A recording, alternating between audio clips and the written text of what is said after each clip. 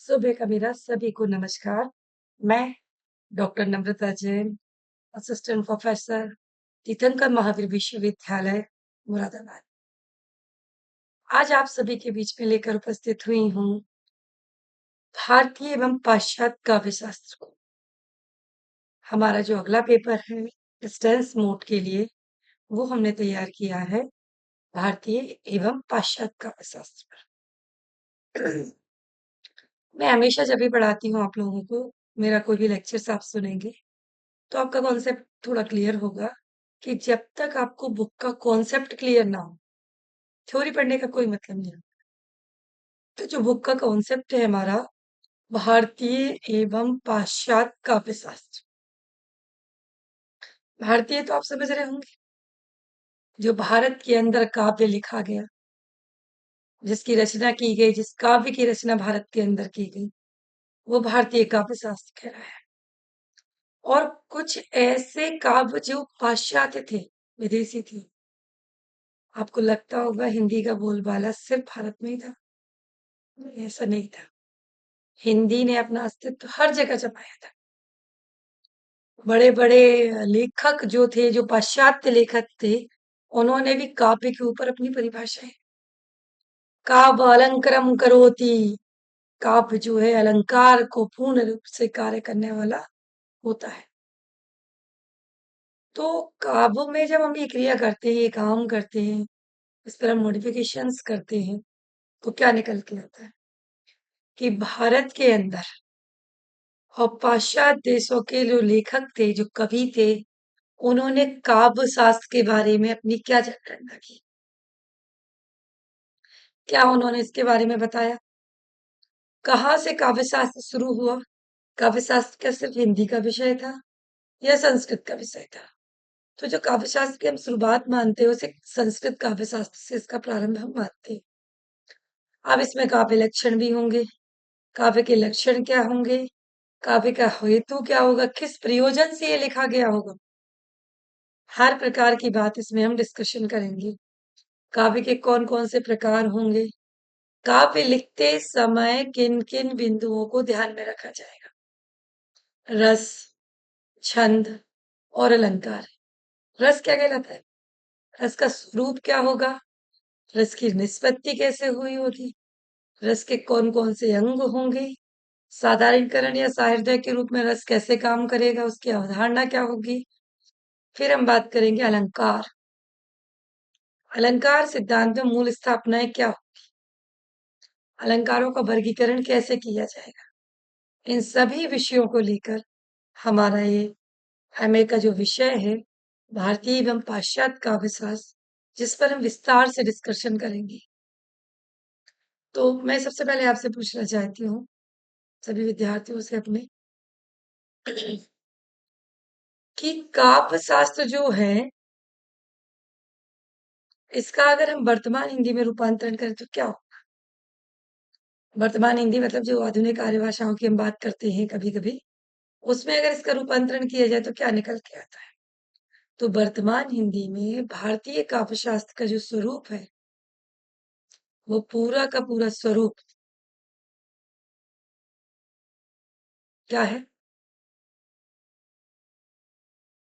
ये पूरा का पूरा स्वरूप आपका है भारत के अंदर काव्य की विशेषताएं।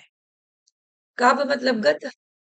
अगर साहित्य की विधाओं पे हम बात करें, गद्य साहित्य और पद्य साहित्य, तो पद्य साहित्य, पद्य साहित्य पे भी हम अगर और अंदर डीपली डिस्कशन करें तो काव्य शास्त्र। काव्य शास्त्र और पद्य दोनों की हम बात करें तो होती है आपके जो गाने आप सुनते हैं ना, म्यूजिक। इसे मैं आपकी आज की आर्य भाषा के रूप में अपना, म्यूजिक क्या है, म्यूजिक सुनते हैं आप सभी, होगा सुनते होंगे, बहुत सारे लोग सुनते होंगे, बहुत सारे बच्चे भी सुनते होंगे। म्यूजिक का तो आजकल हर कोई शौकीन है। तो म्यूजिक क्या है, म्यूजिक है आपकी मन चेतना, आपके मस्तिष्क में एक शांति लाने वाला उपकरण।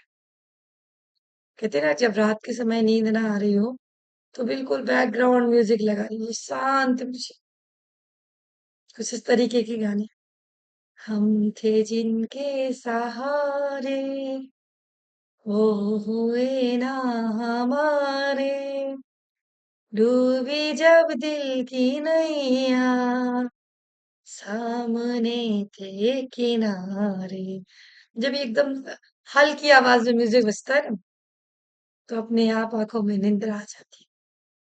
ये मैंने एक सिंपली एग्जांपल्स के लिए सॉन्ग आपके बीच में प्रोवाइड किया है, बाकी आप इसे अलग रूप में भी ले सकते हैं। ऐसा कोई नहीं कि यही गाना आपके मन को शांति प्रदान करेगा।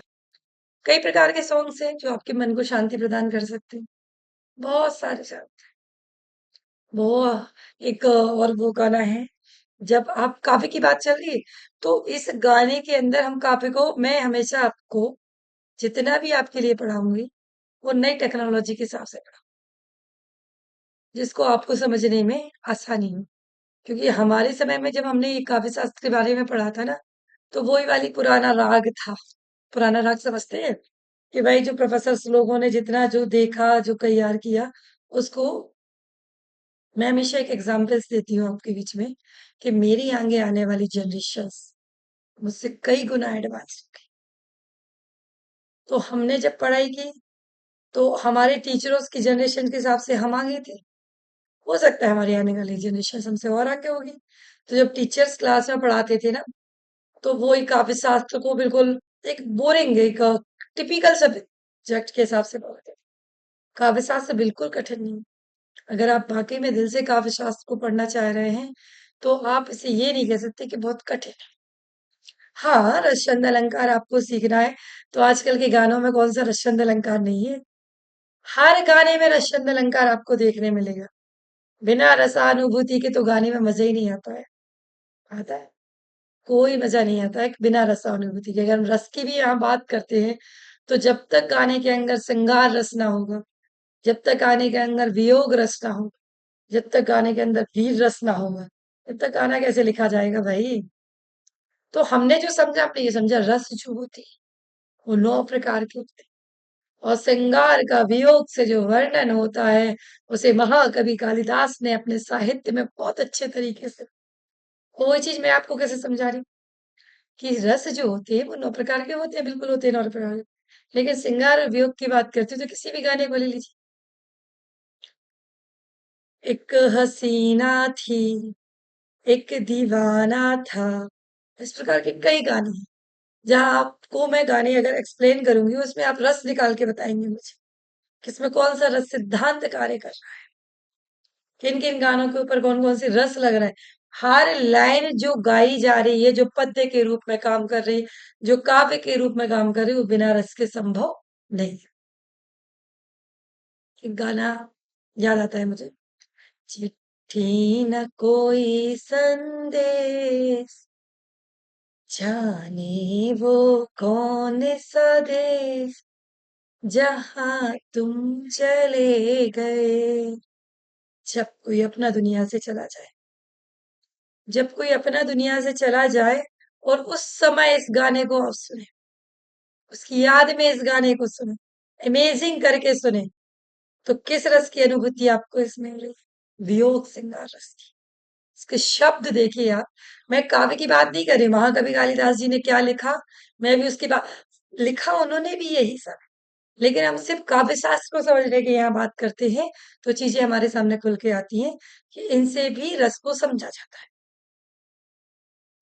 एक आह भरी होगी, हमने न सुनी होगी, जाते जाते तुमने आवाज भी दी होगी। अब देखिए कितनी कितनी अंतरात्मा से इस चीज को निकाला जा रहा है। एक आह भरी होगी, मतलब एक सांस जब शरीर से निकल रही होती है ना, प्राण कहते हैं ना, जो प्राण जब इस शरीर से निकलती, जो आत्मा निकलती है, तो एक हिचकी जरूर होती है। इस तरीके की एक हिचकी जरूर आती है, और ये हिचकी जब निकलती है तो उसके लिए लेखक ने, कवि ने, या कहना चाहिए लेखक कभी नहीं कहेंगे इसके लिए, सिंगर जो होते हैं, गाना गाने वाले जो लिखने वाले होते हैं, कंपोजर जो होते हैं, उन्होंने कैसे उस चीज को इसमें डिफाइन किया। उन्होंने इसमें डाला होगा एक आह भरी होगी, मतलब एक हिचकी तुमने जरूर ली हो, और वो हिचकी का हम सुन लेते तो एक मन को आत्मिक शांति हो जाती कि मेरे पिताजी के, मेरी माताजी के, मेरे परिवार में किसी भी सदस्य के प्राण मेरे हाथों में निकल जाते जाते तुमने आवाज तो दी होगी। मतलब क्या कह रहा है सिंगर, कि जब तुम जा रहे थे ना इस दुनिया से, तुमने एक आवाज मुझे जरूर लगाई। बस यही है कि गम उस वक्त कहाँ थे हम। मुझे एक अंदर से जो टीस है ना, वो बस यही हो रही है, यही गम मुझे अंदर से सताए जा रहा है कि जिस वक्त आपने आवाज लगाई थी, उस वक्त हम कहाँ थे। बस एक यही है गम, उस वक्त कहाँ थे हम, कहाँ तुम चले गए। मतलब कहाँ चले गए, अब जो शरीर है उसे तो जला दिया, कुछ नहीं बचा, मनुष्य के जीवन में कुछ नहीं बचा।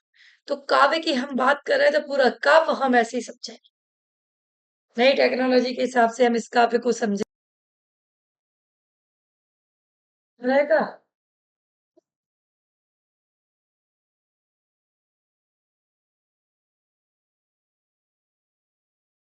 अरे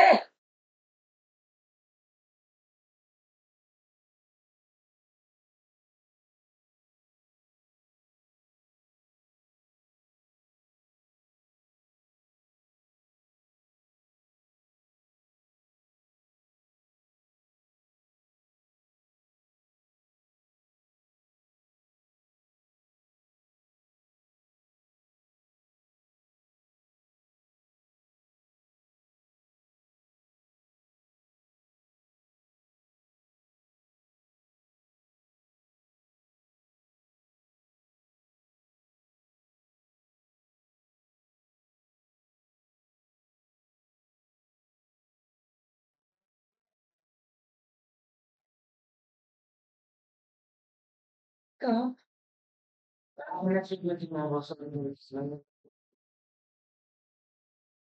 मैसेज आओगा, हमने कही थी वो देख लो कि नहीं देख ला आपने। और लगाओ तो। जी में देखो कितना बढ़िया सुबह का मेरा नमस्कार, मैं डॉक्टर वहां भी नम्रता देखो जैन कैसो आ रहा आप देखते हैं। सभी के ओए बीच में लेकर सुना आई है हूँ तुम्हें पुरानी। आपका एक नया विषय, आगे बढ़ो। भारतीय काव्य शास्त्र एक मिनट की बनाई है। एवं पाश्चात्य काव्य शास्त्र। सुनो तो। भारतीय एवं पाश्चात्य काव्य शास्त्र का स्वरूप क्या था, उसके बारे में हम यहाँ डिस्कशन करेंगे।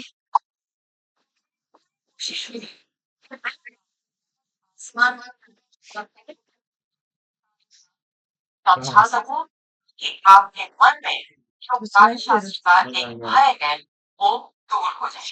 तो दूसरी चलिए बात है शुरू करते हैं आज का। दोस्तों काव्य शास्त्र एक बहुत ही जटिल विषय है। जटिल इसलिए कहूंगी क्योंकि ऐसे इसमें बोल रहा बहुत है। सारे शास्त्रीय मानदंड शामिल होते हैं। दूसरी बात कि काव्य शास्त्र की परंपरा संस्कृत से शुरू होती है, तो जो भी मान्यताएं हैं वो संस्कृत भाषा में है, तो बच्चों को पढ़ने में थोड़ी दिक्कत, उनको समझने में थोड़ी दिक्कत आती है, लेकिन कोई बात नहीं। मैंने इसका एक गुण निकाला है कि सबसे पहले हम मूल विषयों पर आए, उससे पहले हम भारतीय काव्य शास्त्र की पृष्ठभूमि मस्तिष्क में तैयार करेंगे, एक आधार, एक नींव तैयार तो करेंगे, नहीं खोलने ताकि बच्चे। हमारे मस्तिष्क में एक मोटी मोटी रूपरेखा भारतीय काव्य शास्त्र की बन जाए। और फिर बता जो हम बोलते हैं जो पूरा टॉपिक कौन सा? वही। नहीं भैया, नहीं बुलवाने, तो बनाने से तुम दूसरे के बना जाओ, तुम नौ पेपर से शुरू करो है अपना नौ। अभी जब मन नहीं लगे, जब बोल दियो कौन से वाले पे, प्रयोजन वाले पे आगे के टॉपिक। चलो अबे तो हम गाना सुना रहे हैं। काव्य की बात चली तो काव्य की बात तो हम नए तरीके से पढ़े ना, पुराने लेखकों जैसे थोड़ी काव्य पढ़ाए थे। चलो शुरू करो।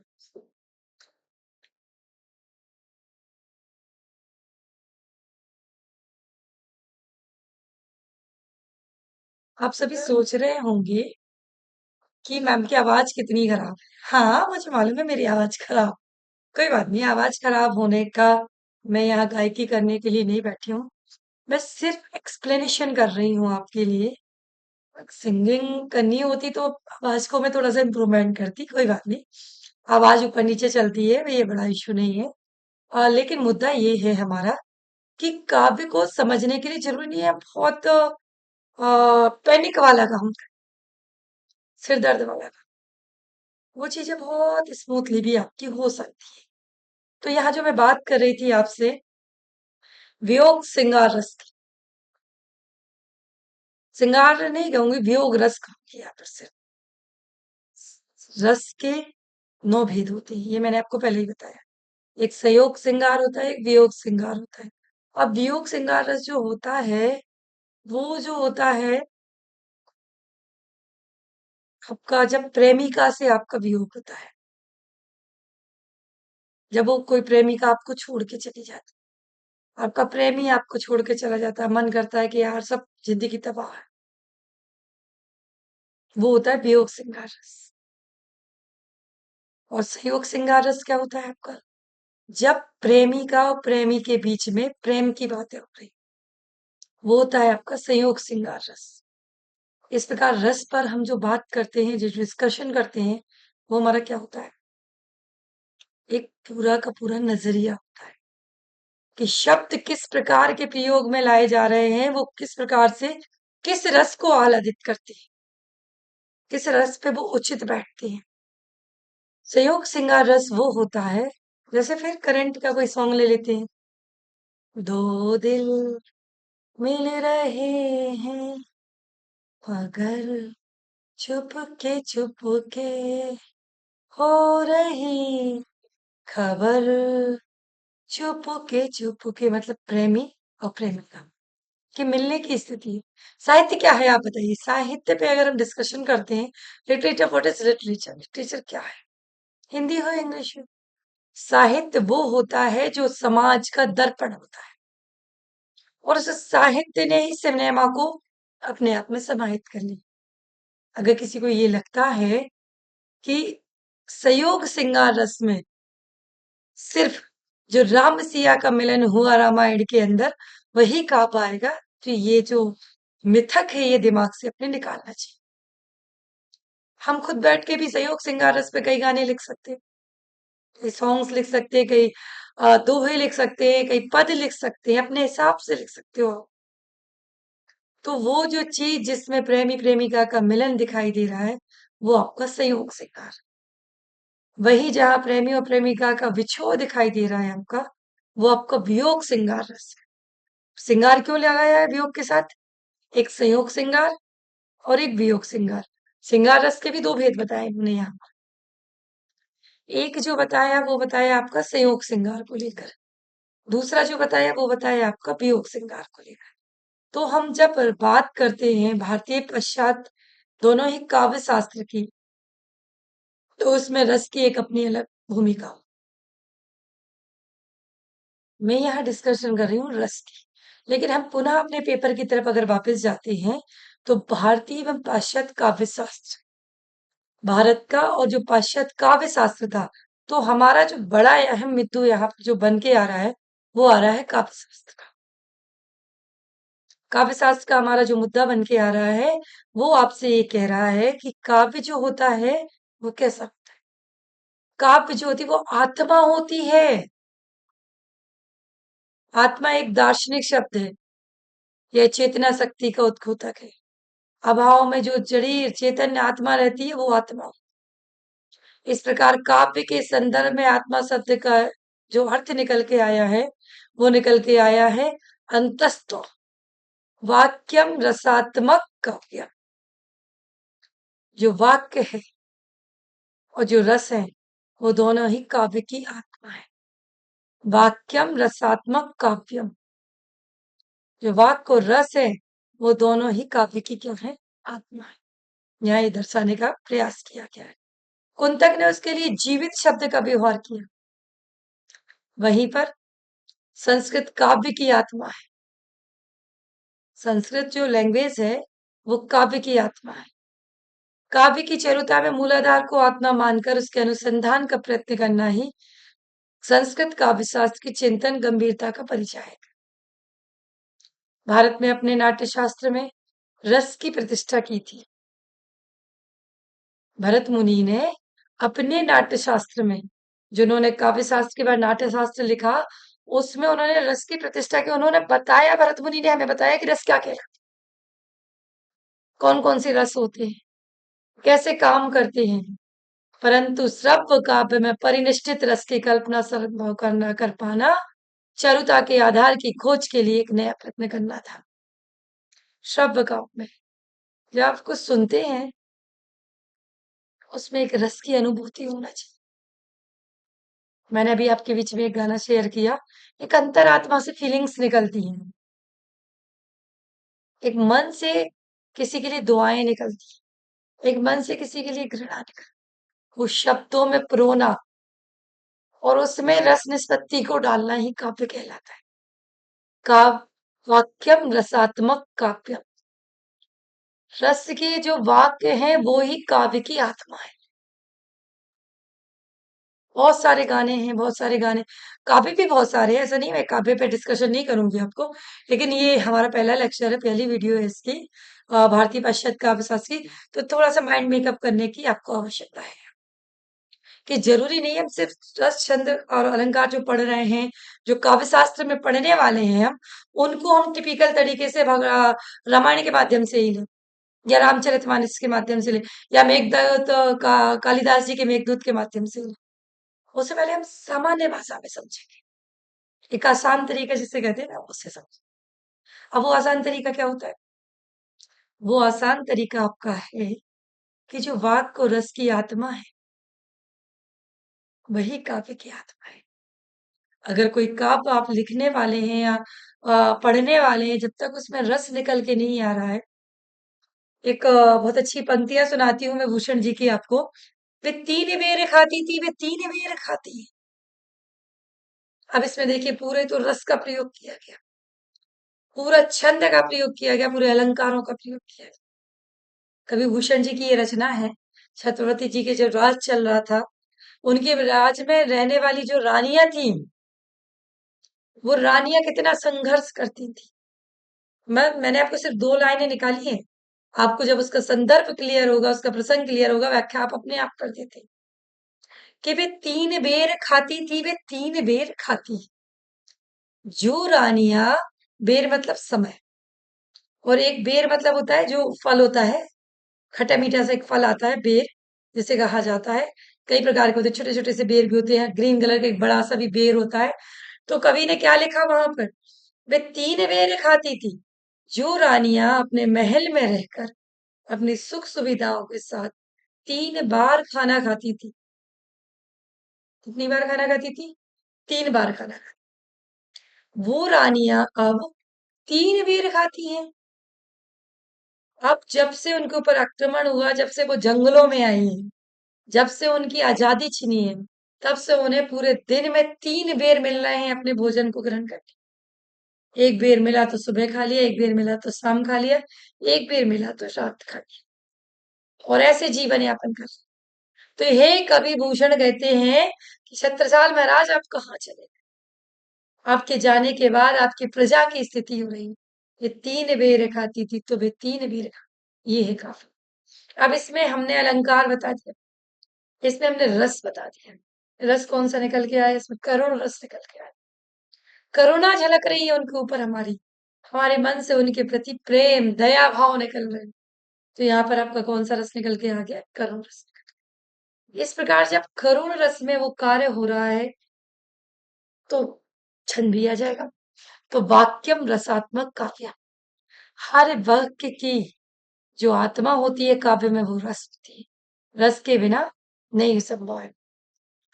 इसी प्रकार से यहाँ कहा, भरत मुनि ने जो अपने नाट्य शास्त्र में रस की प्रतिष्ठा की, परंतु श्रव्य काव्य में परिनिष्ठित रस की कल्पना संभव न मानकर चारुता के आधार पर खोज कर विभिन्न जब हम सुनते हैं तो एकदम से रस की उत्पत्ति नहीं होती, उस पर खोज। इन प्रत्ययों से ही आज सिद्धांत विशेष के रूप में मान्यता प्राप्त है। इनकी संख्या 6 है। अलंकार सिद्धांत, अलग अलग प्रकार की सिद्धांत निकल के आए, जिनमें कवियों ने अपनी अपनी खोज आपके बीच में रखी। उनमें आपका मूल रूप से जो आया वो अलंकार सिद्धांत आया। दंडी सिद्धांत, रुद्रट, कई प्रकार के लेखक हैं, रीति, वामन, इन्होंने इसमें परिवर्तन किए, अलग अलग परिवर्तन किए। चलिए अब हम बात करते हैं हमारे रस सिद्धांत की। वक्रोक्ति सिद्धांत ने कुंतक द्वारा प्रतिपादित, औचित्य सिद्धांत क्षेमेंद्र द्वारा प्रतिपादित था। तो वहीं ध्वनि सिद्धांत आनंदवर्धन जी ने, ध्वनि सिद्धांत को आप पढ़ेंगे ना, एक एक वर्ड आपको इतना अच्छा लगेगा ना ध्वनि सिद्धांत का। अगर आप साहित्य में वाकई में इंटर होना चाहते हैं, आप साहित्य के अंदर घुसना चाहते हैं, तो आप आनंदवर्धन जी का ध्वनि सिद्धांत एक बार तैयार कर लीजिए। बहुत ही आनंददायक है ध्वनि सिद्धांत है। बात करते हैं हम यहाँ पर, चलिए, रस सिद्धांत की। रस सिद्धांत द्वारा प्रतिपादित तथा भट्टनायक, विश्वनाथ आदि द्वारा समर्थित है। रस सिद्धांत किसने लिखा? भट्टनायक और आचार्य विश्वनाथ ने। आचार्य विश्वनाथ ने जब रस सिद्धांत लिखा, तो यहाँ ये लेख नहीं कहा कि जिन सिद्धांतों का परिवर्ती आचार्यों द्वारा पोषण हुआ है, उनकी संप्रदाय संज्ञा है शेष की सिद्धांत। अलंकार सिद्धांत संस्कृत काव्य शास्त्र में आज भाभा को अलंकार संप्रदाय आदि का आचार्य माना जाता है। ना कांतिमपि निर्भूष विभाति भाति नानम। भामह ने शब्दालंकार अर्थालंकार को समान महत्व देते हुए समानात्मक दृष्टिकोण प्रस्तुत किया। इन दोनों प्रकार के अलंकारों को काव्य की चारुता का आधार माना जाता है। दंडी ने अलंकार शब्द के अंतर्गत रस, ध्वनि तथा गुण को भी समेट लिया। स्टार्थ वंजिका शब्दावली को काव्य मानते हुए उसका आधार अलंकार को माना गया। उद्दट ने सभी काव्य तत्वों को रस तत्व अलंकार में समाविष्ट करते हुए काव्य में अलंकार की अनिवार्य स्थिति को माना है। इस प्रकार से सभी लेखकों ने अलग अलग प्रकार से आपके सामने सिद्धांतों को अपने रखा है। विभिन्न आचार्यों ने इन रस सिद्धांतों को अपनी रूपरेखा के हिसाब से रखा है। जो यहाँ बात कर रहे हैं, रस सिद्धांत की बात कर रहे हैं, इसके प्रवर्तक आचार्य भरत मुनि जी थे। उनके अनुसार ना हर्षादिते कस्यार्थ प्रवृत्ति, अर्थात रस के बिना किसी भी अर्थ की प्रवृत्ति कर पाना संभव नहीं। भरत के समय तक काव्य और नाट्य में भेद नहीं हुआ था। भरत मुनि के समय जब उन्होंने नाट्य शास्त्र में रस को डाला था, उस समय नाट्य शास्त्र में नाटक और काव्य, इनमें ज्यादा भेद नहीं हुआ था, किसी भी प्रकार का भेद नहीं था। भरत के परवर्ती कतिपय आचार्यों ने दृश्य काव्य में तो रस को मूल तत्व मान लिया, परंतु श्रव्य काव्य में परिनिष्ठित रस की स्थिति संभव न मानकर उन आचार्यों ने अपनी मान्यताएं प्रस्तुत की, परंतु ऐसा करते हुए रस की उपेक्षा नहीं कर सके। कितने ही आचार्यों ने नए नए तरीके से इसे मॉडिफाई करने की कोशिश की, लेकिन वो रस की उपेक्षा नहीं कर सके उसमें। अलंकारवादी रुद्रट के अनुसार उन्होंने कहा कि सरस काव्य की रचना से भी कभी कीर्ति प्राप्ति करता है। मतलब उन्होंने कहा कि अगर काव्य को लिखा जा रहा है तो उसमें अलंकार महत्वपूर्ण है, रस का कोई वो नहीं। अब भाई ऐसे कैसे रस के बिना काव्य लिखा जाएगा? सबने अपनी, भाई मेरी मान्यता है और आपकी मान्यता, दोनों की मान्यताएं अलग। मैंने अगर रस सिद्धांत का प्रतिपादन किया, मैं इसको इस बहुत छोटे से एग्जाम्पल से आपको समझाना चाह रही हूँ कि मैंने अगर रस सिद्धांत लिख दिया कि 9 प्रकार के रस जब तक काव्य के अंदर नहीं होंगे, तब तक काव्य पूर्ण नहीं माना जाएगा। वाक्यम रसात्मक काव्य, वाक वाक्य जो है ना, जो रस है उसका, वो काव्य की आत्मा है। किसी ने कह दिया नहीं भैया, अलंकार रसात्मक काव्यम, अलंकार के बिना काव्य की आत्मा का कोई गुण नहीं है। शब्दार्थ उतरते शरीर रसात्मा, जो शब्द है उनके अर्थ है, वो रस की आत्मा है। किसी ने शब्द को प्राथमिकता दे दी, किसी ने रस को प्राथमिकता दे दी, किसी ने अलंकार को प्राथमिकता दे दी। काव्य बनाने में सबका मिला जुला रूप रहा। छंद शास्त्र में से आपका छंद शास्त्र को लिया गया काव्य में, मतलब छंद शास्त्र जो है काव्य की आत्मा है, उसके बिना आप छंद शास्त्र के बिना काव्य नहीं लिख सकते। तो इस प्रकार से सब कवियों ने, जितने भी कवि हैं, उन्होंने अपने अपने हिसाब से काव्य को इम्प्रूवमेंट, काव्य प्रयोजन को समझने के लिए, काव्य मूलक को समझने के लिए, इसकी हमें बहुत आवश्यकता होती है काव्य शास्त्र को समझने के लिए। काव्य शास्त्र ऐसे नहीं लिखा गया। इसलिए मैंने जो अपना स्टार्टिंग किया था वो इसी हिसाब से आपके बीच में किया था कि काव्य शास्त्र को हम अभी के वर्तमान समय में संगीत को लेके चले। एक एक संगीत को आप सुनेंगे ना, म्यूजिशियंस के द्वारा लिखे गए, एक प्यार का नगमा है, मौजों की रवानी, जिंदगी और कुछ भी नहीं, तेरी मेरी कहानी है। अब आचार्यों की बात करें इस लाइन को लेके, इन 2 लाइनों को लेके हिमाचल, तो किसी ने कहा इसमें जो रस है वो ज्यादा प्रधानता रख रहा है। कौन सा रस इसमें कर रहा है? इसमें संयोग श्रृंगार रस अपनी प्रधानता रख रहा है कि प्यार का नगमा है, मौसों की रवानी है, जिंदगी और कुछ भी नहीं, तेरी मेरी कहानी है। पूरा इसमें रस समाया, एक एक लाइन आपके मन के, आपके हृदय को अनुभूति के साथ भर जाओ, तो वाक्य प्रसाद काव्य हो गया। अगर दूसरे शास्त्री ने देखा, दूसरे अधिष्ठाता ने देखा, उसने कहा सप्तार्थो शरीरम आत्मा, वो काव्य है जिसके शब्दों में फीलिंग्स है। शब्दार्थो ते शरीरम रस आत्मा, रस की आत्मा जो है वो सिर्फ शब्दों में, काव्य की आत्मा रस में है, रस की आत्मा वाक्य और शब्द में है। अब रस की आत्मा शब्द में कैसे है? एक एक शब्द आप इसका ध्यान से सुनेंगे तो एक एक शब्द में प्रेम है, आकर्षण है, जीने का सहारा है। जिंदगी कुछ भी नहीं, तेरी मेरी कहानी है। मतलब एक जिंदगी की बात चल रही है। पूरा जीवन जो आप जीते हैं, पूरा जीवन जो आप व्यतीत कर रहे हैं, वो जिंदगी कुछ नहीं है, उसकी और उसकी प्रेमिका की बस एक कहानी। उसमें कभी उतार आएंगे, कभी चढ़ाव आएंगे, कभी लड़ाइयाँ होगी, कभी प्यार होगा, कभी मोहब्बत होगी, कभी आगे बढ़ेंगे, कभी लड़ेंगे, कभी पीछे हटेंगे। अब फिल्में देखते हैं, सभी देखते हैं, मैं भी देखती हूँ, कोई वो इशू नहीं है फिल्में देखने का, मैं भी देखती हूँ। मूवीज देखने जाते हैं, 3 घंटे की मूवी में सारा कब आपको दिखाई देते हैं। प्रारंभ जो होता है, एक ओपनिंग इज द हैप्पी, किसी भी चीज की जब हम ओपनिंग देखते हैं कि खुशहाल परिवार है, हंसता खेलता परिवार है, जो मीडियम जो सेंस आता है उस परिवार में किसी की नजर लग गई, किसी की भी, पड़ोसी की, रिश्तेदार की, खुद की, पति की, पत्नी की, आपसी रिश्तों की, संबंधों की, कतरार प्रकार की नजरें लग गई उससे। और जो मीडियम चलता है ना, जो मध्य चलता है एक सिनेमा का, मूवी का एक, वो कैसा चलता है? उसमें आप अगर वाकई में इमोशनल है ना, तो 6-7 बार तो आंसू बहा ही लेंगे। इमोशनलिटी नहीं है, वो एक चीज अलग है कि आप देख के चीजों को देख के अचानक से इमोशनल हो जाते तो 10 बार तो आंसू आपके आ ही जाते। मुझे पता है वास्तविकता नहीं है, काल्पनिक है। उसके बाद भी जो रिएक्शंस उनका है, वो क्या है उनका रिएक्शंस? उनका पूरा का पूरा रिएक्शंस रहता है उसमें कि जब तक आपके अंदर की फीलिंग्स नहीं निकाली तो मतलब क्या है सिनेमा का, आपने रो दिया। और एंडिंग कैसी होती है? Happy, again happy ending. अंत क्या होगा? जो जो नजर थी वो हटेगी, उसकी मार काट छाट जो भी उन्हें जिस भी क्राइटेरिया से करना है वो होगा, और लास्ट जो क्लोजिंग होगी, पूरा परिवार पुनः एक हो जाएगा। उसमें से कुछ लोगों को वो खो देते, भाई प्रारंभ जो किया वो एक हैप्पीनिंग से किया, हैप्पीनेस खुशियों से किया। जो मध्य चलेगा उसमें कुछ ना कुछ दुख आए तो एंडिंग तो हैप्पी है, लेकिन कुछ अपनों का साथ भी वहां से छूट जाए।